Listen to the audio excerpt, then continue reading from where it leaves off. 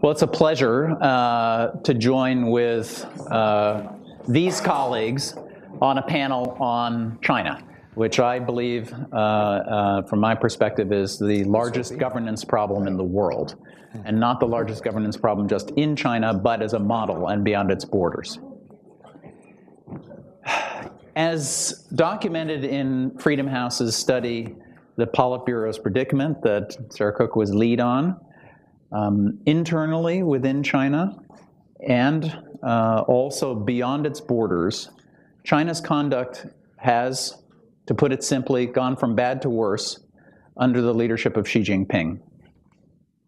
We think, as a premise for this panel, and in fact for dialogue on policy, that policymakers, legislators, civil society, the business community need to begin to think about China's political future, how it may change, and rethink assumptions about it. The United States and other external powers sometimes think that they have no influence on affairs within China, or that they may give the kiss of death to those who they wish to help, who would like to bring about change in China. And we may want to break down that false dichotomy in a discussion today. I'm delighted to share this discussion with Sarah Cook, who is Senior Research Analyst for East Asia at Freedom House. As I said, she led our research in the report, The Politburo's Predicament, and she's a lead researcher on a forthcoming report on religious persecution in China. She manages our regular study, the China Media Bulletin. Rana Siu Inboden is Senior Fellow at the Strauss Center for International Security and Law at the University of Texas, Austin. I had a pleasure working with her at the State Department when she was at the Bureau on Democracy, Human Rights, and Labor, and I was in the International Organization Bureau. She is both a practitioner and a scholar on human rights in China. Andrew Nathan is a professor of political science at Columbia University. He's author, co-author, editor of some of the leading books which provide a window into the thinking of the Chinese leadership and those dissident voices who have found themselves under pressure. He was at one time recently a board member of Freedom House, and we're delighted to have him with us today. And last but not least, David Shambaugh. He's director of the China Policy Program at the Elliott School of International Affairs, which is a good place despite not being the place I'm going to go work, the School of Foreign Service at Georgetown. He's the author of several books on China, and his thinking has evolved a bit, and he has written a provocative, short, very readable book, China's Future. It may be a window onto me, that I read it at the beach in June, and it was riveting. So what I wanted to do is, in the dialogue here, begin by looking at China's conduct at home and a bit abroad under Xi Jinping. So if I might direct questions to each of you in that vein. Sarah, might you speak a bit to the pattern of repression at home, some of the resilience of civil society, and maybe even some aspects of China exporting censorship and repression beyond its borders? Sure. Mark mentioned the report that we published in January 2015, The Politburo's Predicament.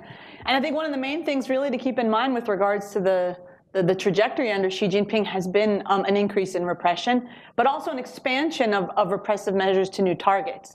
And one of the things we did during that report was we identified 17 groups of potential victims of repression in China, and 11 out of the 17 had experienced an increase of repression since Xi took over the helm of the Communist Party in November 2012.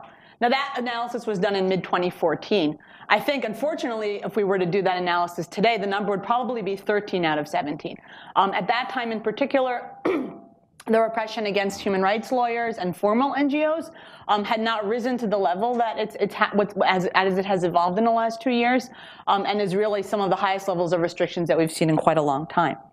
But beyond, I would guess, a kind of a numerical increase in the number of people harassed, arrested, or intimidated has been this more qualitative shift and closure of space, both for topics, areas of activity, and individuals that were previously on the safe side of the Communist Party's red line and have kind of been moved to the not so safe side.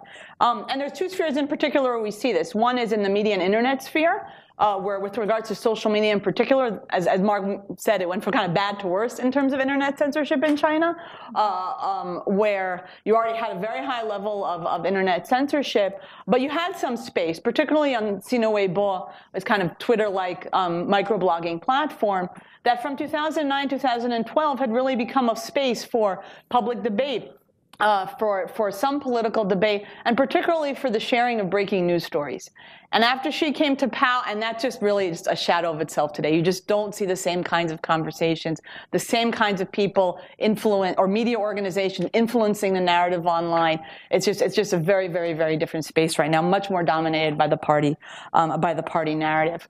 We've seen something similar in traditional media.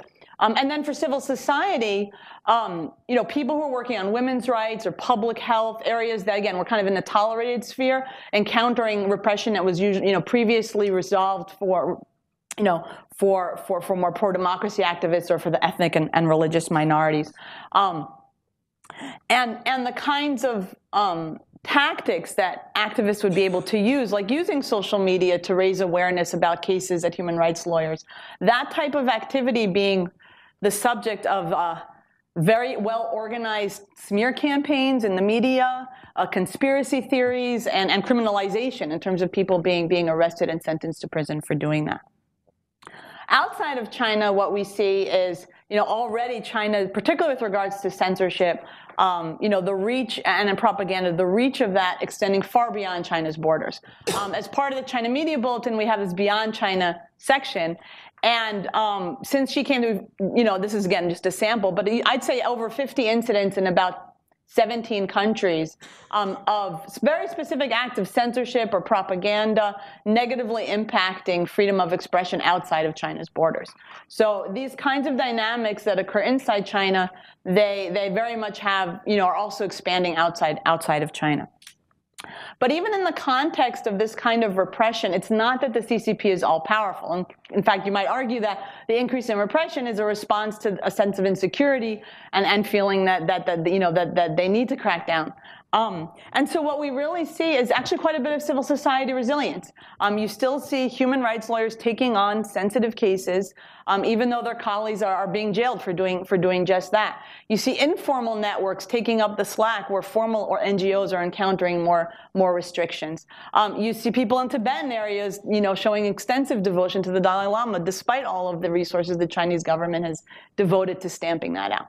But I think what you also see, and this was a theme in the Politburo's predicament, and kind of conclude on this point, are the costs for the Communist Party. Billions of dollars being invested in this project that could be invested elsewhere. I mean, if you look at just the budget and the staffing for cracking down on peaceful religious and political activists compared to the amount being devoted to environmental protection, the difference is just staggering. And then there's this question of internal compliance and backlash even within the system, where, as I've been doing the research for the this came up in the Politburo's predicament, but also doing the research for the Religious Persecution Project, policemen, not wanting to crack down anymore on groups like Falun Gong, saying, look, these people are just practicing to be healthy. I became a policeman because I wanted to stop real criminals. And so I'm going to let this person meditate quietly. I'm going to detain them because I've gotten orders from above, but I'm going to release them. And that's actually something very different from what the environment was even 10 years ago. So you do have, on the grassroots level, sometimes this leeway for local officials that can be open. And then lastly, I think the costs for the legitimacy and the stability of the Communist Party. As the expansion, the targets of repression expand, more Chinese people are encountering this cognitive dissonance of the state apparatus that is supposed to be benevolent, doing things that they see as fundamentally unjust and unfair. And a correlation between the increased repression and increased unrest, both in ethnic minority areas and in Han Chinese areas. So I guess I would just, and this part with the thought that these dynamics of both the repression and the resilience and the costs, they really raise serious questions about how long this model of governance within China can be sustained and what the long-term costs might be both in China and outside the country. Thank you, Sarah. Rana, might you also address patterns with regard to repression at home, but perhaps also something about China's behavior, say, in the UN realm related to human rights? Great. For someone like me who's worked on China and human rights for a long time, it's actually very surprising and disappointing to see that, in fact, there is a deterioration under Xi Jinping. I think Sarah mentioned the detentions and disappearances, but I think really thinking clearly about what does disappearance cause? It creates a true atmosphere of terror and fear. So it's really meant to cower other activists because you're in a position where you don't know that anybody knows where you are. None of your friends and family know where you are. And they could just annihilate you and nobody would ever be able to find out. So I think it's not just the numbers, but also the quality of what they're doing and what some of the people who have come out of disappearance, forced disappearance have said. There's also the repressive laws that are creating an enabling environment for the police to crack down, cybersecurity, the foreign NGO law. And Xi has been completely intolerant of dissent, both within the party, and that I think that's very important for us to remember, that people in the party now are being directed, don't even question these policies, but also outside the party. And then there's an attack on an ideological attack on the ideas that undergird a system grounded in human rights, constitutional democracy, media freedom, even questioning CCP history. These are all things that under Xi, the party has said, you can't discuss these, they're dangerous. And this behavior is kind of seeping into the UN human rights system because China in the UN needs to then protect itself from these abuses being spotlighted. So the Chinese government is preventing activists from traveling to Geneva. The most infamous case and the most tragic one is that of Cao Shunli, who after 6 months in detention died. There's also harassment of Chinese activists once they're in Geneva, even on the grounds of the UN. And there's also some harassment of UN experts and staff where they've been lobbied very extensively, sometimes in very uncomfortable ways, by members of the Chinese mission in Geneva. And then pressuring governments, other foreign governments, not to raise China, not to support, talking about China in the council. Again, with the case of Cao Shunli, when an NGO tried to hold a moment of silence in her honor, the Chinese government overnight lobbied every country sitting in the council not to support the moment of silence. The fact that they could get their foreign policy apparatus in gear to effectively and efficiently make all the démarches shows how serious China is about this. And also that they did marshal enough votes is a sign that they do have the numbers they need in the council, which is very worrisome. One of their main sources of support in the council is the like-minded group. And I know the name sounds pretty innocuous, but it's to give you an example of the countries in that group, Russia, Egypt, Iran, Cuba, Venezuela, and Algeria. And they have tried to protect each other from human rights attention, and they have tried to weaken the council's ability to monitor country-specific human rights abuses. And then China still does care about its image. So you also see a very surprising tendency where China, along with doing these kind of bullying tactics, is also trying to put forward some soft initiatives that it's easy to gain consensus around, like a resolution on public health, because they want to kind of still be seen as proactive and engaged. But this still does have a mildly subversive effect in that when you have an explosion in the number of resolutions, it dilutes the impact of a single resolution. So getting a country resolution passed on something like Syria would mean less because there's just so many resolutions floating out there. And China is trying to, in the council, advance its own ideas about what human rights are, that it's a right to development, that countries should not be targeted. And it frames a lot of these issues in ways that are meant to appeal to the developing world, and to say that the US and Western Europe do this in kind of a colonial, looking down at you, repressive way, and we really need to push against those things. Thank you. And by the way, Freedom House will be co-hosting an event with the UN Association on September 27th about China, human rights, and the UN system. Andy, would you like to speak a little further to the issues of repression and civil society resilience, but perhaps also a little bit about China's propagation of soft power? Thanks. Well, these presentations are very excellent and very clear, so I agree with them. But I think, so about the resilience of civil society, one point I would make is that to survive, the activists who are trying to promote rule of law or promote more openness in China are seeking for safe spaces. They're changing what they do. And we don't know what might be safe or what might not be safe, but decentralizing your organization so it's not national, looking for issues like non-discrimination in access to education, or something that they hope would pass muster with local authorities and not attract attention, so that not only has the government succeeded in arresting a lot of people and exiling a lot of people and frightening a lot of people, but for those who are still resilient, they are sort of blunting, their activism to try to survive, which I admire and I endorse. But I mean, it is a success on the part of the regime, and I'm always surprised by how often I encounter younger Chinese people who really don't know that Tiananmen took place, or that, so-and-so was arrested, or Ilham Tohti was, sentenced to a life prison sentence. So the control of information at home is impressive. And people are scared because, as Sarah said, the police apparatus is so big and so well financed that nothing really passes their notice. They may decide to wait and see, or to watch somebody, but I don't think anybody feels that they aren't being watched. So when we talk about the resilience, it's a glass a quarter full and 3/4 empty in a way. It's amazing that there are such brave people, but at the same time, the repression is achieving a lot. And then there's a lot of civil society activism in China that I think is extremely local and really doesn't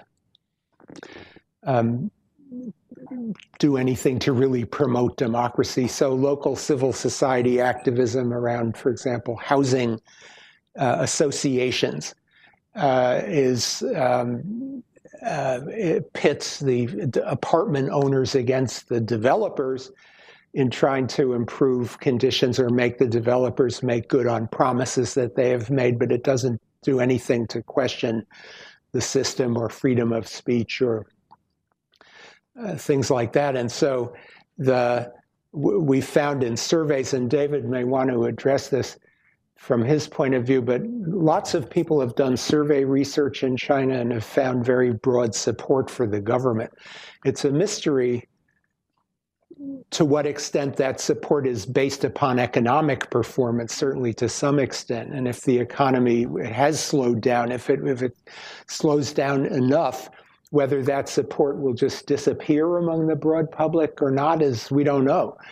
And some of the support is based on nationalism, and some people are complicated. And so if you ask them a survey question like, is our system the best for our country, or the guys in Beijing are doing a good job, and they give you a yes or no answer, there might be a lot of things going into this, and it may or may not be fragile. But the survey researchers, and not just pro-government or some particular type, but lots of survey researchers have really found pretty widespread support for the regime. So how fragile that is, we don't know. In the previous panel, we heard about the American endeavor to promote democracy around the world. And there's a debate among China observers about whether China is trying to promote a Chinese model around the world. And I'm on the less alarmist, if you will, side of that debate so far, although I always retain the right to change my mind when it comes to studying China. One always has to be ready to change because things change. It seems to me that the Chinese and the Russians, when they do soft power efforts, they're really, well, let's just talk about the Chinese so we don't complicate it with the Russians, that the Chinese are in their soft power propaganda efforts around the world and efforts to censor media around the world and efforts to, through Confucius Institutes to influence universities and so on around the world, are predominantly concerned with buffing up the image of China as a benevolent power, as a win-win power, as a power that doesn't intend any harm to anybody, that has an ancient civilization and a beautiful culture. And they're not particularly concerned with changing the regime someplace else, because I think they don't really, we have a belief, a myth, if you will, that our national security will be improved if other governments are in the category we call democracies. I don't think the Chinese have a similar ideology that says that their security will be improved if, say, India moves from a democracy or Japan from a democracy to some form of authoritarianism. I don't think they believe that. I don't believe it either. I see no reason why anybody would believe it. So they're interested in getting along with whatever government is in power. If it's an authoritarian government, you know, Zimbabwe, Iran, or whatever, then it is convenient for them to deal with that kind of a government, but it's not.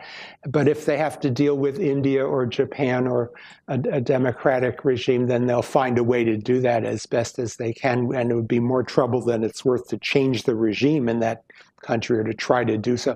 So I see their soft power is, in that kind of sense, more defensive, to try to answer the attacks or preempt the attacks that are made as they see it on their prestige.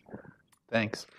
And David, you have a nuanced view on this as well, but I wonder if you might address China's international conduct, soft power, and also its other external behavior, which is in part aggressive and in part perhaps less so, as seen in the South China Sea. Sure.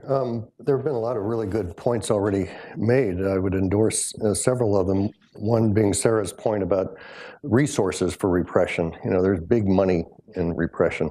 We have to see repression, I think, in many countries, not just as a sort of selection of the leaders to decide that, but as a bureaucratic phenomenon. You know, they're in a country like China or Russia, you know, huge internal security bureaucracies, intelligence bureaucracies, public security bureaucracies, propaganda bureaucracies, and others who are showered with resources. You know, we know, for example, the internal public security budget alone in China exceeds the PLA military budget. That says nothing about the People's Armed Police budget or other local security budgets. So there's big money in repression. I'd like to underscore Sarah's point there. It's not just a kind of predilection, you know, sort of philosophical predilection. So I think as a political scientist, at least, I kind of try and understand China bureaucratically. On soft power, and then I'll get to the external, or maybe transition to the external. I agree with much of what Andy said. China is not trying to export its system. I'm in the same camp with him. And I'm not sure even if they tried, they would get a whole lot of traction with that. You know, I think of soft power, for example, as a magnet where others are attracted to you because they want to emulate you. They admire you. They admire your values, your system. They want to do things the way you do things. That's at least the way Joseph Nye conceptualizes it. We may all admire, or around the world, China's economic performance over the last 3+ decades is, you know, universally admired on a kind of simple GDP and modernization level, but it's not replicable. So the Chinese economic model is really sui generis, I think, first of all. We can go into that if you're interested, but you can't take it and, you know, plop it down in another country or part of the world and replicate it. China, so Andy's right. What's China trying to do in the soft power realm is trying to control the narrative about China. It's a very self-interested, like everything else China does. It's all about China, China, China, trying to control the discourse. And they are quite explicit in their internal propaganda and materials that they publish, that they think they are in what they call a Huayu Jian, a discourse war with the West.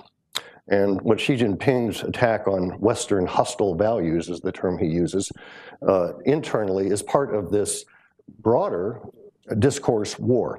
So, you know, they're resourcing, and we don't know precisely, but the estimates are in the $10 billion per annum range, a whole range of media platforms.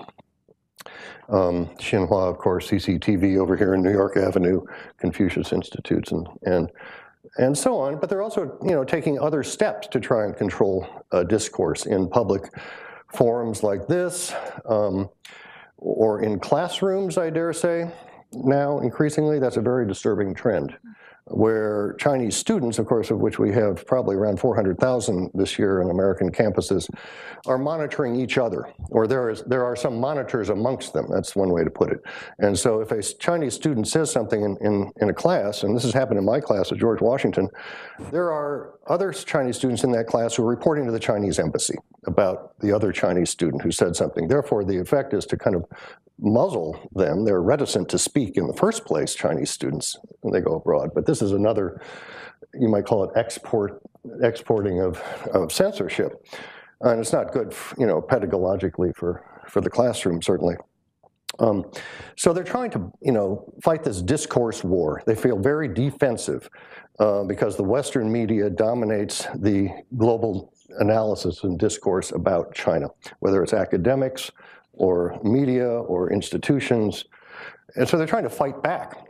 And they're trying to do so with a lot of resources. But I would make the point, you don't buy soft power. If you think of soft power as a magnet, you earn soft power, you know, through respect. You can buy some influence through aid projects and infrastructure investment, you know, and in the developing world, in places like Cambodia and other countries, their money does buy them influence and can preempt those countries from doing certain things. So on the soft power side, I would agree with Andy. More broadly on foreign, your question about external behavior, it's a mixed bag. You know, I would not characterize China, you know, only in one way. In some areas, China is becoming a better global actor, a more responsible global actor. I would point to the global governance domain, in fact. And Andy has a very good chapter on this that's published recently. In global governance, China has really stepped up its game under Xi Jinping. You can date it really from 2012. And China is now much closer to what Robert Zoellick called a long time ago for China to be a so-called responsible international stakeholder. There are certain areas like human rights, international human rights, where, of course, they're not an international, they're an international outlaw, you might say, or renegade.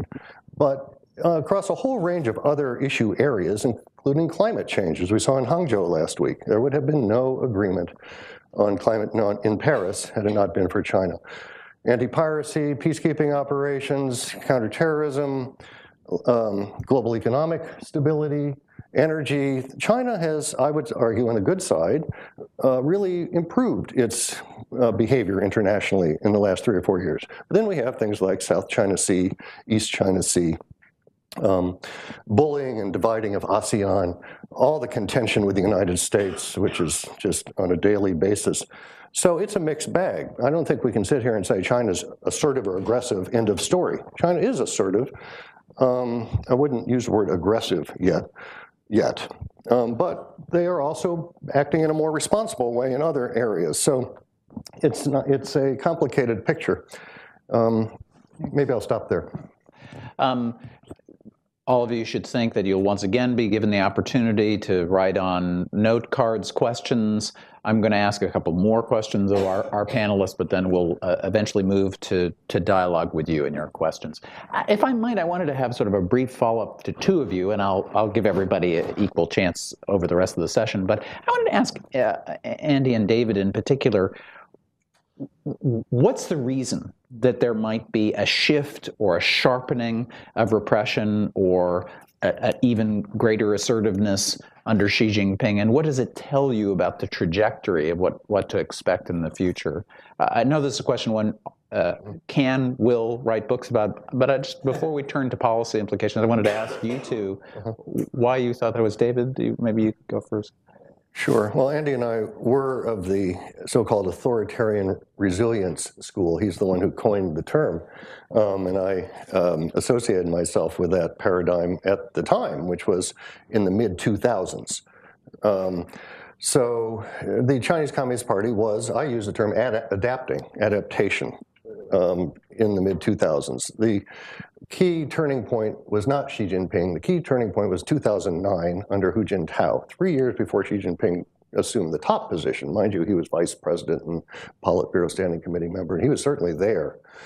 So I think it's not correct on any of these things, including repression, to date it all from Xi Jinping's from 2012. It actually started, the reversals that we've been seeing started 3 years previous.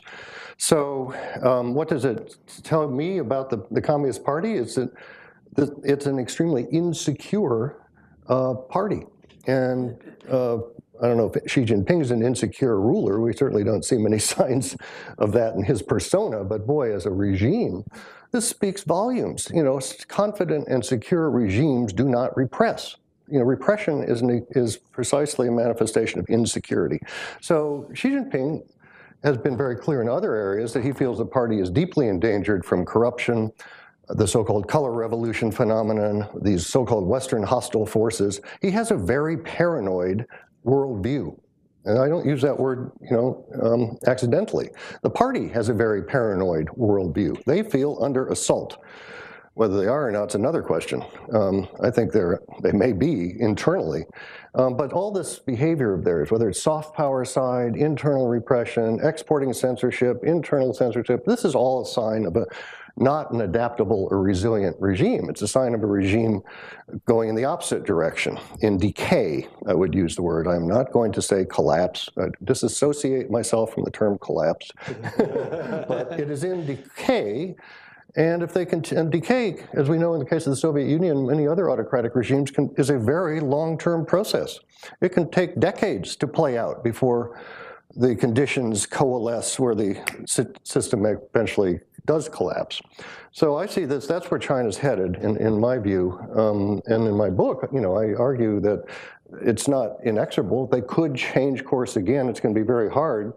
The further they go down this path, political scientists call path dependency, the harder it is to shift back to a soft authoritarian resilient adaptation model. So I think they're just sowing the seeds of their own demise, frankly.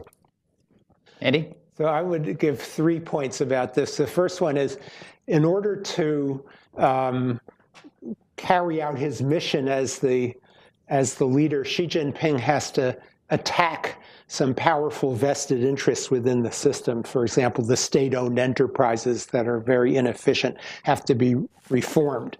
The military, which it's a long-term process to make it more world-class.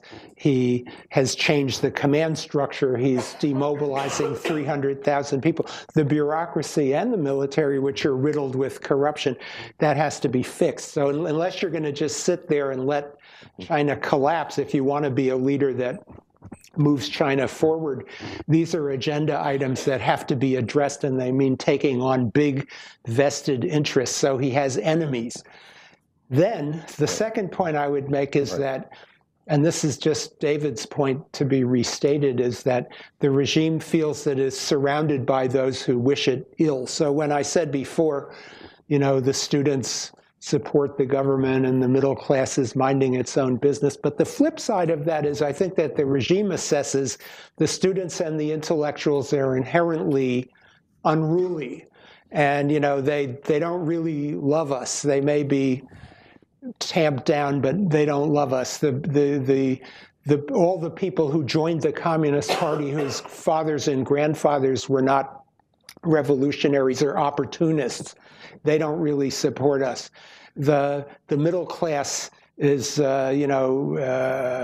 compliant, but it's enamored of Western values. The peasants resist being moved off their land, and the workers and everybody wants more, and I'm already doing the most that I can do, and nobody appreciates what I'm doing, which in a democracy, the leaders just have to get used to that.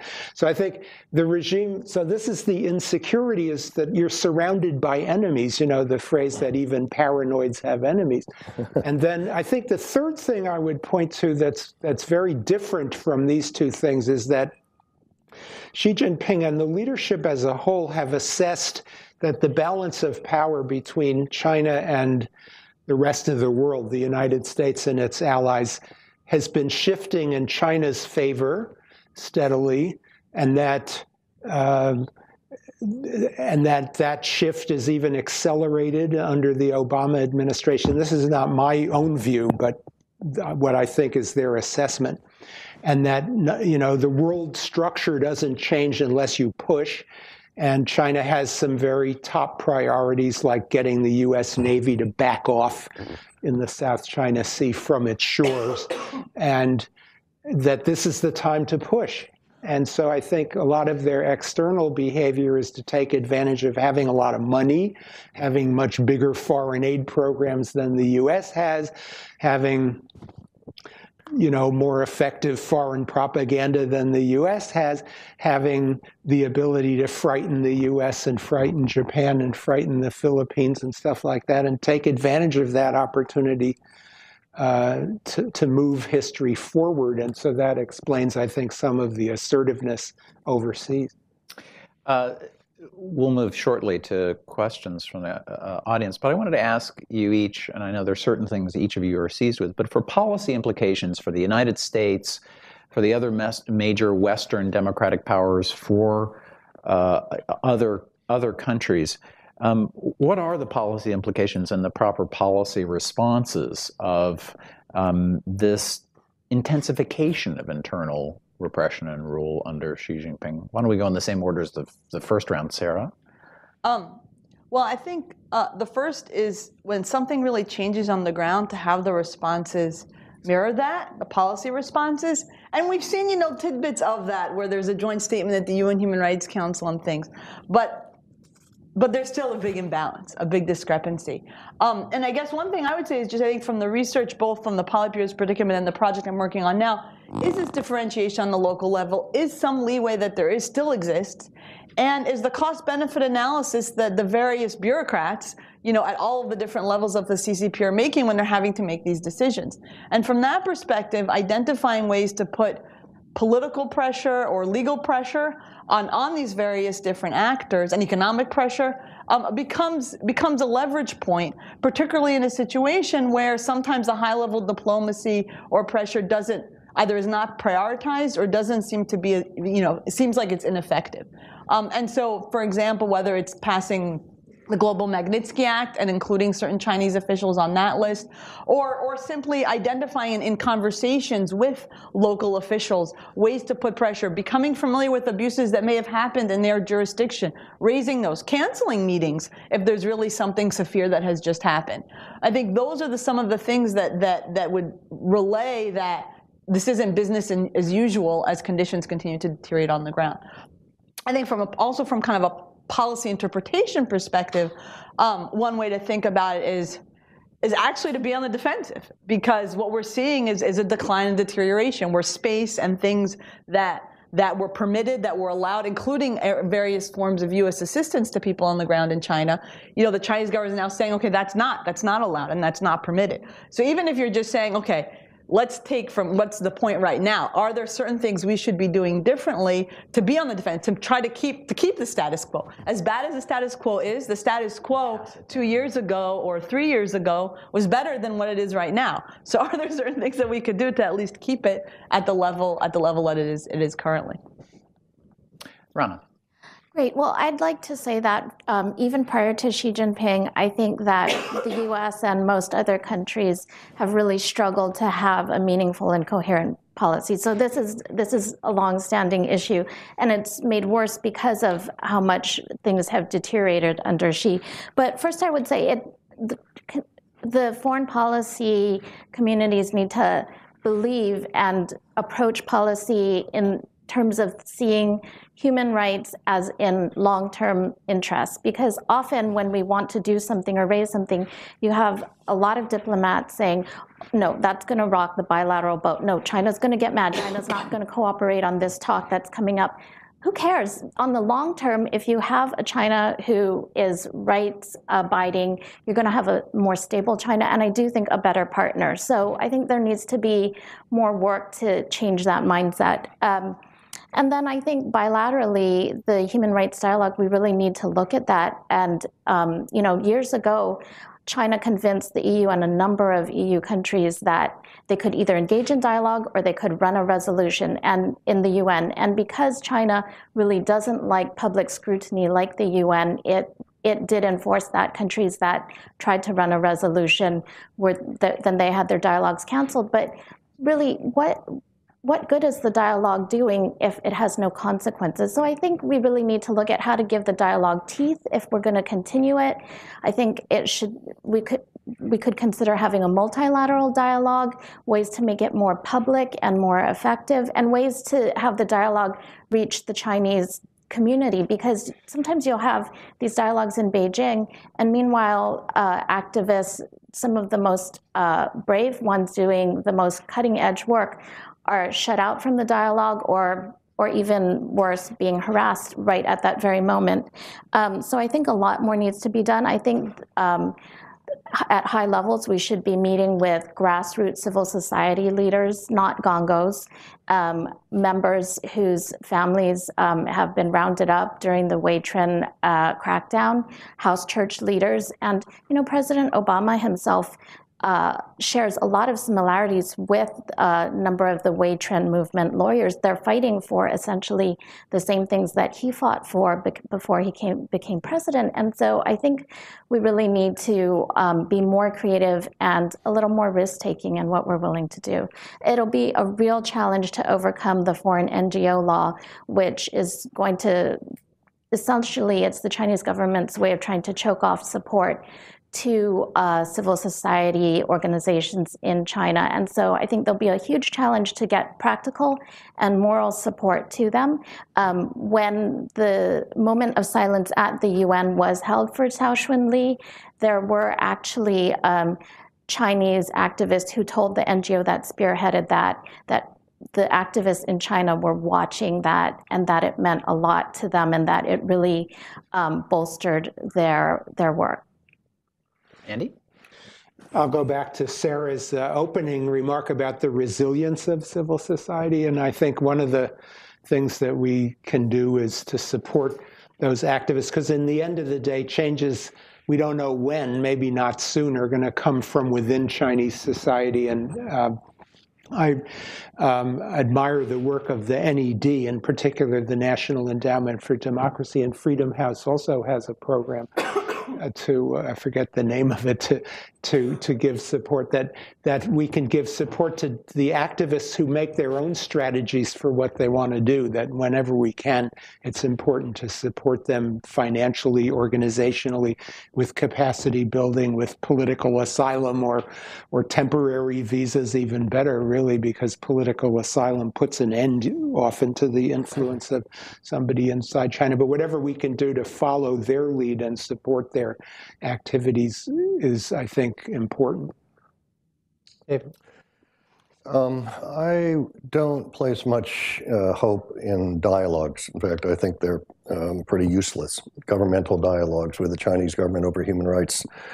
So I wouldn't waste any more time, effort, or money, or manpower going down that path. In fact, I'd terminate it. I would replace it with what you might call megaphone diplomacy. Outspokenness. The United States government must speak out publicly and regularly at the highest levels, from the president on down, about the internal situation in China and repression. It may not change the situation on the ground, but it'll change the atmosphere around the world about China. And as we were just talking about, China is very sensitive, hypersensitive, and I would argue vulnerable to global shaming, you might say. So just to draw attention to various repressive activities. I mean, this summer we had how many rights lawyers sentenced within a 3-week period? Didn't hear a peep out of the State Department. Not a peep, or any other U.S. government organ. So the U.S. government, I would fault the Obama administration for having been excessively quiet, and whoever comes next has got to be just the opposite. So that's the one suggestion I would make. And multilaterally, I'd like to think that something called the West exists, but I'm not sure it does. The Chinese have already picked off, co-opted, undermined most members of the European Union. So if Washington went to the 27 members of the EU and said, let's come out with a joint statement, we would maybe get half of those, if at best, to join. So doesn't mean it's not worth the effort across the Atlantic and with Australia and Canada, other democracies, even in Latin America. But I don't, so the more multilateral, the better. But I don't think we should expect that we're going to get a strong united front. It's really up to the United States, and that's called leadership. I'm coming out with a paper for the Council on Foreign Relations I've co-authored on the UN Human Rights Council, and an interviewee at the very senior levels of the U.S. government says that the joint statement that was made by Western powers at the UN Human Rights Council, while just a joint statement, very much got the attention of the Chinese. But I agree with your view on whether the coherence of the West is there. We have unsurprisingly fabulous questions from the audience. With regard to the NGO legislation, I'd actually like to ask a question of Rana and Sarah. You raised the NGO legislation. Do you expect intense enforcement, say by the Security Bureau, by the Chinese repressive apparatus? And should there be any expectation that the international community speaking up about that NGO law would lead to lenient implementation? Rana? I think it hasn't been implemented yet. I, for one, am not hopeful. In part because the jurisdiction for management and registration of foreign NGOs will go to the Ministry of Public Security, and just in terms of their culture, I don't think that they'll be very easy to work with. So I'm not hopeful at all about it. What was the second part of that? Well, does outside squawking from external actors, from civil society, from other powers, make the chance of more lenient implementation of the law likely? When the draft was unveiled, there was a pretty robust response, and some people think on the margins it was helpful. I think that we should definitely still have a strong response and hope that it is implemented in a lenient way. But again, I'm not very hopeful. But it doesn't mean we shouldn't do it. I think there still needs to be a strong registration with the Chinese government saying that this impedes joint civil society work in a number of areas, not just human rights related, but areas that really affect your interests. I also am not hopeful, but again, I think there's a strategic question here of it maybe still be open, because I think if there's a couple of acts of really serious enforcement and there's no response, the organizations that are subjected to it keep it quiet and don't make it public. The U.S. government doesn't, or other entities don't respond. The consequences that may be a response would be ones that may be, for example, maybe only verbal, but not consequences that the Chinese government might really care about. I think if you have a situation where you have someone high up in the public security ministry that's supposed to come to the United States, which happens, including for cyber security conversations and things like that, and right around that time or shortly before, or maybe before it even happens, it's just signaled to them that, look, the ABA or this, especially if you're talking about U.S. organizations, is applying for registration, is trying to get visas for their workers, is trying to open an office, is this or that, and either signaling in advance that that would be frowned upon, or if something certain significantly intrusive measures are taken, to to constrain than having consequences and actions. Again, I think even though the law has passed, there's still some opportunity. Once they start implementing and enforcing it, it just becomes kind of business as usual. It's going to be much more difficult. So I think there is still some window of opportunity to see how to push back and put on consequences. Particularly because, again, there's still some leeway, and you got the things that it touches on are important enough in terms of being able to support Chinese civil society and other people in China that we shouldn't go down without a fight. Thanks. I posed to you questions so that we're outwardly looking. I want to direct one of the questions from the audience that relates to the internal realm. One of the questions from the audience is about how Xi Jinping is suppressing the party's internal dissent, something that some of your colleagues alluded to. Are you seeing signs of moderates or ostensible moderates who are coming out with more nationalist tones, or what's unfolding in terms of that influence on internal dissent and factional politics?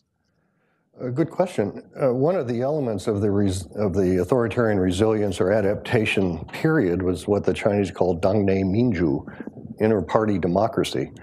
Now, that may be an oxymoron in our minds, but it meant, that there were feedback mechanisms, and they intentionally sought to create feedback mechanisms. They wanted to create a party in which people were not afraid to speak up, quite literally up, and internally, and not be for fear of retribution. So that has completely stopped. You don't even read the term dangnei minju anymore.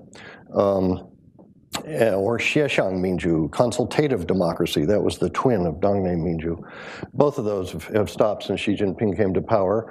And they've been replaced by, I think Sarah referenced it, a requirement that nobody in the party shall question the party. First of all, right, there's an edict that came out. And then Xi Jinping goes to Xinhua News Agency and other media organs in the spring and says, the party is your parent, I think was the term he used. We are your parents, and you must, be the filial mouthpiece of the party. So this has really frozen up any independent thinkers within the party state system to begin with. So that's another sign of sclerosis. To my mind, it's not good for the party, and there are a lot of party members, I can tell you, who think that way too, and are not at all happy with this, inter-party repression. Most of what we've been talking about is out-party repressing society. So there's a repression, an inter-party repression going on here as well.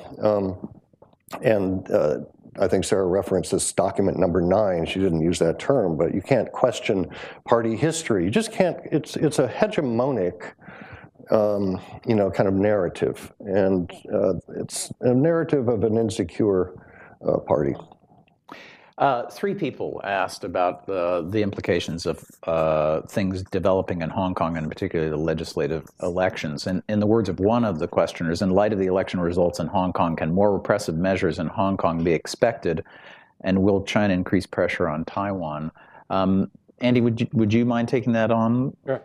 Yeah, so you see, pushback against Beijing and Hong Kong and Taiwan, where, Tsai Ing-wen was elected president in Tibet, where my sense of it is that the Tibetan ethnic population there is more and more resistant. In Xinjiang, where the Uyghur population, the government is trying to repress the practice of Islam, and it seems to be producing a reaction. So in all of these strategically important sort of periphery areas, there's more resistance. And I think that the response on the part of Beijing is going to be to crack down harder, which seems to be counterproductive. But I think they believe that if they keep on cracking down, they can win. And so in Hong Kong, we did see, for example, them disqualifying some candidates from running because they advocated independence, although they allowed some other people to run because they didn't use the word independence. And so, yeah, I think they'll put more pressure on Hong Kong. And in Taiwan, they have Tsai Ing-wen, the new president, basically announced a policy that says, I want to be president for 8 years without anything changing. with respect to cross-strait relations.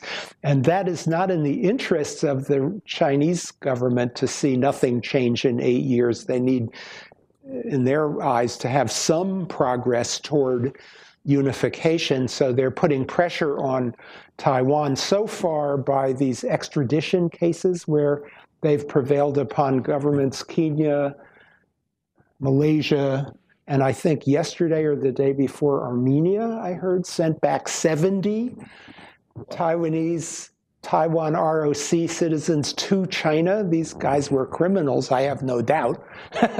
I don't know. But, who were instead of, as in the past, turning back the ROC citizens back to Taiwan and PRC people to mainland, sent them all back to the mainland.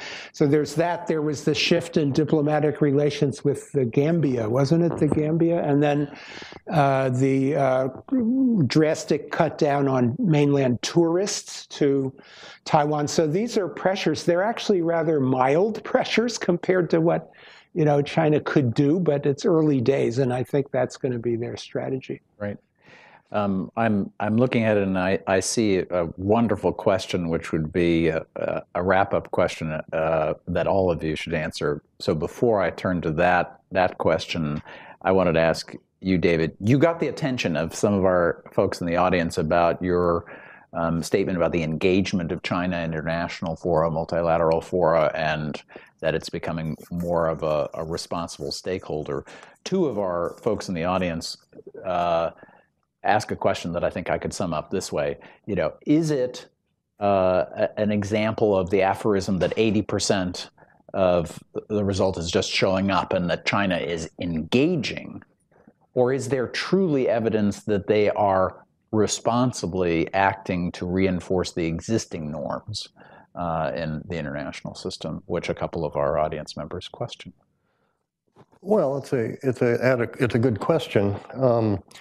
I was thinking not so much in terms of norms. That gets a little dicey if you start to define responsibility in terms of norms. I was thinking in terms of engagement. They have gone in the last 3 years under Xi Jinping from being the 7th largest funder of the UN operating budget to number 2. They've gone from number, I think, of 9 in terms of funding peacekeeping operations to number 2. They've increased their peacekeepers from 2,000 to 10,000 with a new 8,000-man force, so-called reserve force. Their anti-piracy operations, the Gulf of Aden, I would put in a very positive category. They've cracked down on money laundering in Hong Kong. Anti-piracy even in the South China Sea, believe it or not. So these are the areas, and climate change, these are the things that they were not doing before that they are doing now, or they were doing, but at a very minimalist level. So now I would say that they are upping their game. And the whole question to me is China contributing proportionately to its capabilities to global governance? And I think the answer up until the last couple of years is absolutely not. They punched way below their weight. They were not being a responsible power. They ignore, and they will continue to ignore certain things like human rights. They will just not go there. But I'm trying to say there's this big other space of other global the basket of global governance issues is enormous. And there I think we see some positive movement on part of China under Xi Jinping. Thank you. Before a question that is appropriate for everybody, and in a way is an opportunity for people to give a wrap-up response, I wanted to direct a question to Rana that one of our members of the audience suggested. David, you talked about a regime that doesn't look comfortable. It looks anxious in its behavior. Right. Rana, do you think that the arrest of independent candidates at the local level signal significant party fragility as opposed to a confident party? Yes, and I would agree with what David said about the repression coming out of insecurity. It's a strong state in terms of what they can marshal, the resources, the extent of their security apparatus, but I think it's a weak state in terms of its legitimacy and moral authority, and I think that's what David was getting at very well.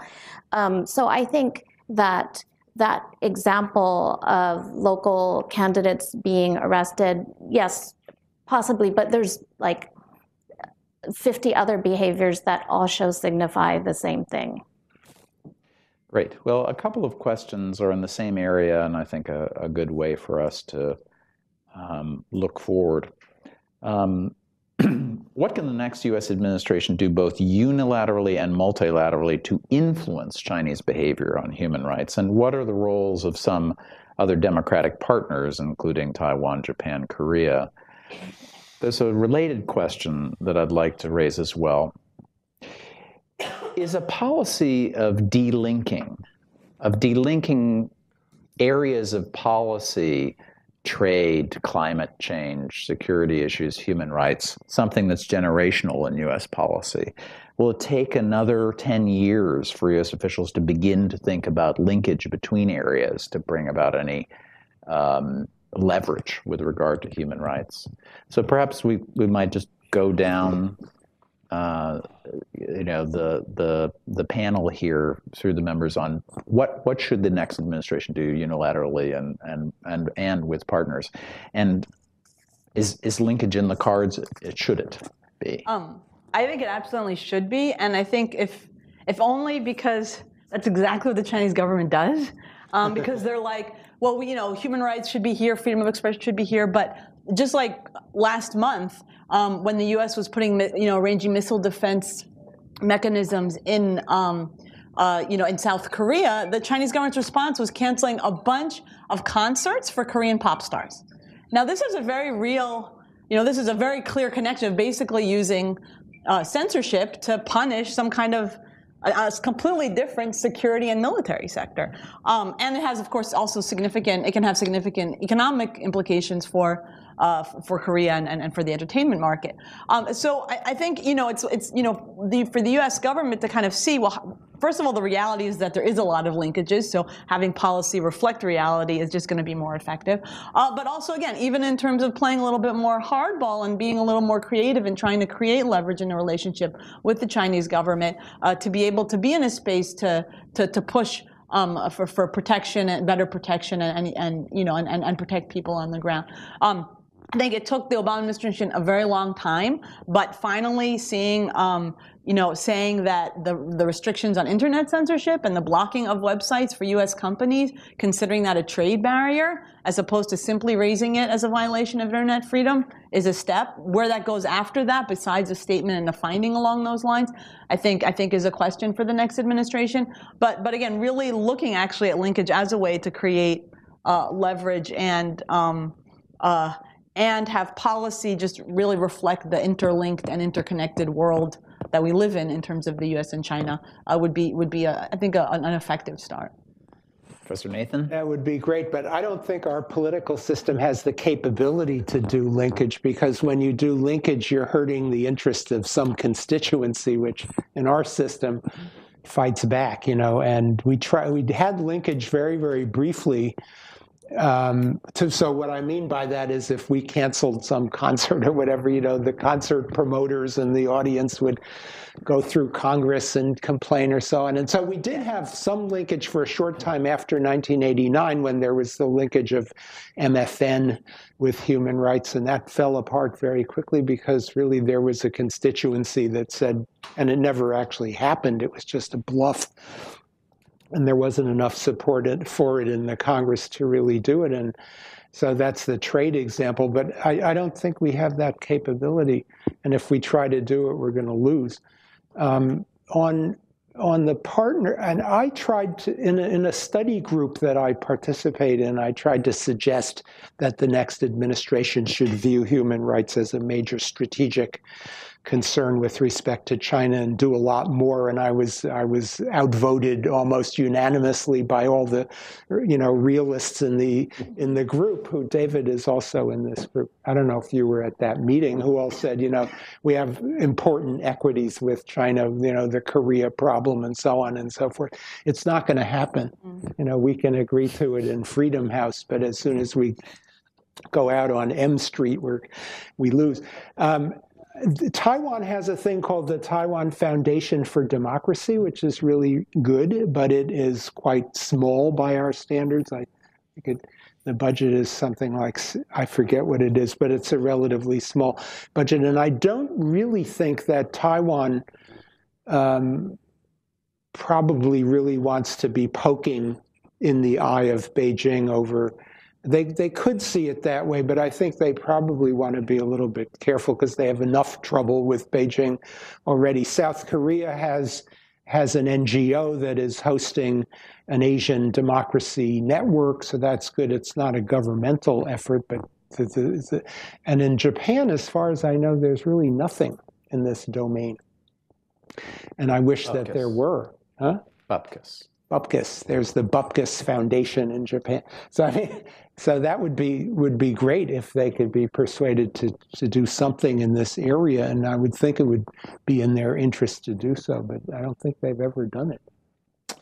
Professor Inboden. Thanks. An early signal from the president or someone high up in the administration that this matters and that it will matter in the relationship.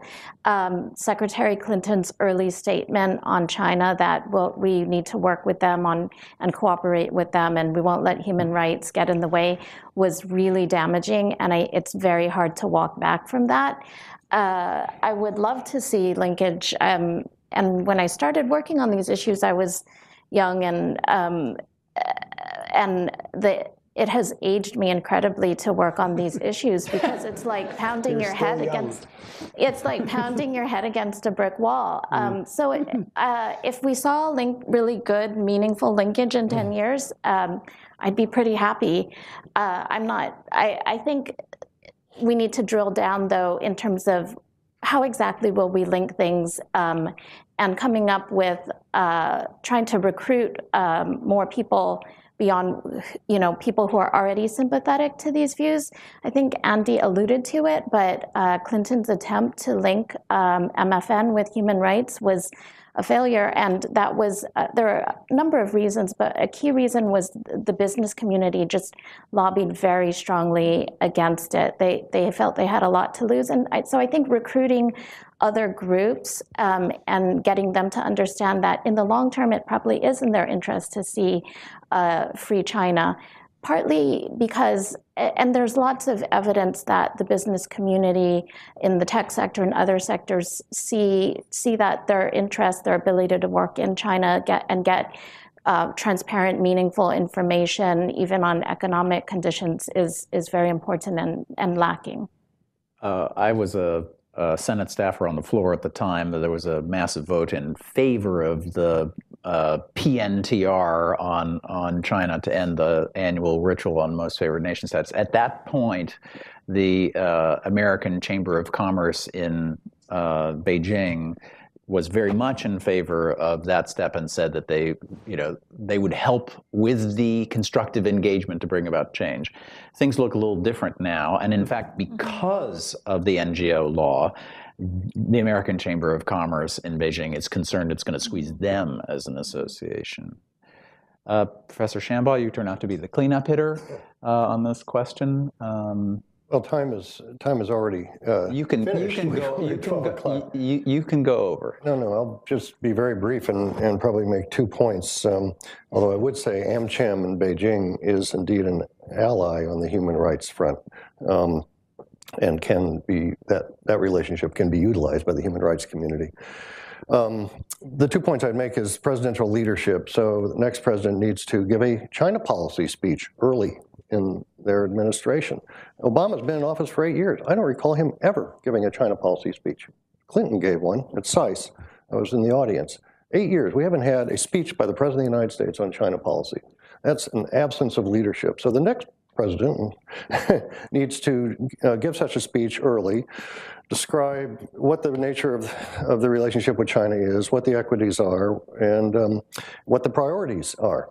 And I would place human rights myself very prominently in such a speech. And related to that, as I say, I think the US government's got to speak out regularly at a very high level about human rights, public domain diplomacy. Second suggestion I'd make is to not just terminate the human rights dialogue, I would terminate the SNED altogether. and replace it with 3 strategic and economic strategic and economic dialogue. We have now over 90 bilateral dialogues with China. That's exactly what China wants. China wants to put contentious issues behind closed doors in dialogues. And that's not in our interest, in my view. It's also an enormous waste of resources, manpower, air fuel, and others. So I would replace the SNED with 3 dialogues, one on defense, led by the Secretary of Defense, one on human rights, led by the Secretary of State, and one on the commercial domain, which is the JCCT. Of all the dialogues we have and have worked for a very long time, the Joint Commission on Commerce and Trade is a very good example. So the Secretary of Commerce and or Treasury should lead that. Let's just shrink them down to 3, focus on the issues that really matter to us: security, China's internal situation, which you might want to call it governance, I'm not sure, and then the commercial domain. You know, the ivory trade and these other issues that get subsumed under the SNED, that's not what major powers should be spending their time on, in my view. Thank you for that point, that dialogue shouldn't be a summum bonum, an end in itself. Looking ahead, we have a wonderful luncheon speaker in former Senator Gordon Smith, who is the president and CEO of the National Association of Broadcasters, to address the issues of freedom of expression and the press around the world. We have lunch outside that we ask you to collect and come back in, and we'll restart our session with that luncheon address at 12:30.